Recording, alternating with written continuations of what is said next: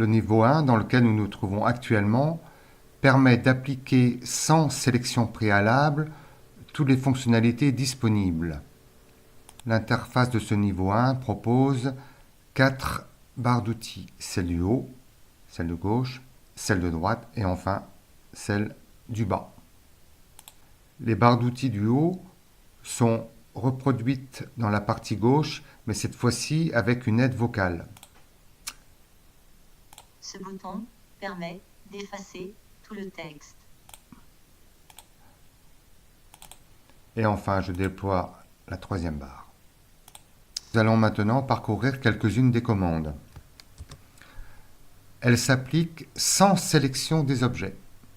Nous pouvons basculer l'ensemble du texte d'un seul clic en majuscule, revenir en minuscule, basculer en script, changer la police, l'agrandir, la diminuer et ajouter des couleurs,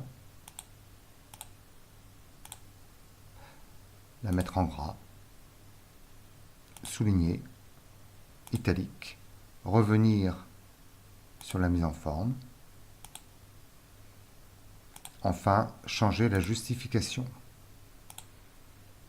Il est très simple d'ajouter des éléments multimédia à sa production. Il suffit pour cela de cliquer sur l'icône désirée. On peut déplacer le dessin sélectionné, diminuer sa taille, l'augmenter, supprimer le dessin, ajouter un fond de page, le supprimer, ajouter un élément sonore,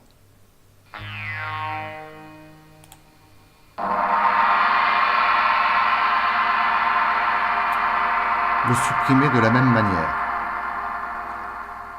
Sous Linux, l'enregistrement de la voix avec le microphone est indisponible. Sous Windows, elle est opérationnelle. Bonjour, ceci est un enregistrement. Il est en cours et vous allez bientôt pouvoir le réécouter. Bonjour, ceci est un enregistrement. Il est en cours et vous allez bientôt pouvoir le réécouter.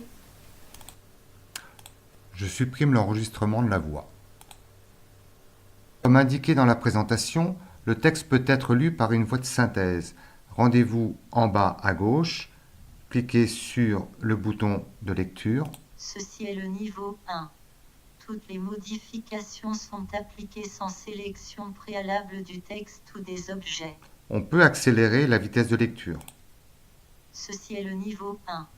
Toutes les modifications sont appliquées L'arrêter. sans sélection préalable. On peut demander la lecture du texte dans d'autres langues, comme l'anglais, l'américain, l'allemand, l'espagnol ou l'italien.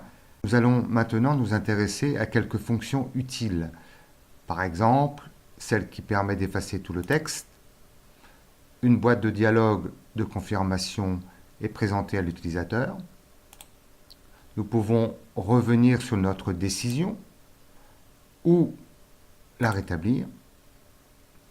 Nous pouvons dupliquer le texte, le copier-coller.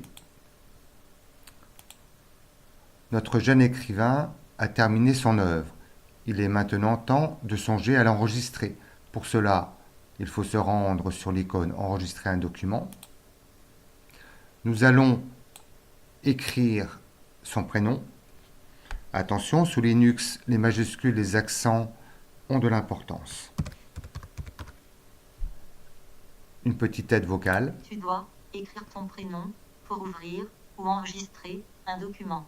Ensuite, tu cliques sur le bouton vert. C'est la première fois que LibreOffice des écoles rencontre ce prénom. Il demande donc confirmation, ce que je fais. Maintenant, l'élève peut choisir parmi 18 icônes celle qui sera le symbole de son texte. Je vais donc choisir les ballons. Le texte est enregistré. Je viens de fermer LibreOffice des écoles, de réouvrir une page vierge pour me mettre dans la situation d'un élève qui recherche un document précédemment sauvegardé. Pour cela, il doit se rendre sur l'icône Ouvrir un document, saisir son prénom. Je fais exprès de ne pas saisir la majuscule comme précédemment. LibreOffice des écoles détecte que le prénom saisi lui est inconnu.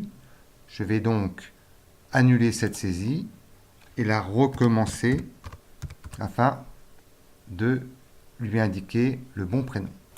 La boîte de dialogue qui s'ouvre alors présente la seule icône représentant le seul fichier sauvegardé par l'élève.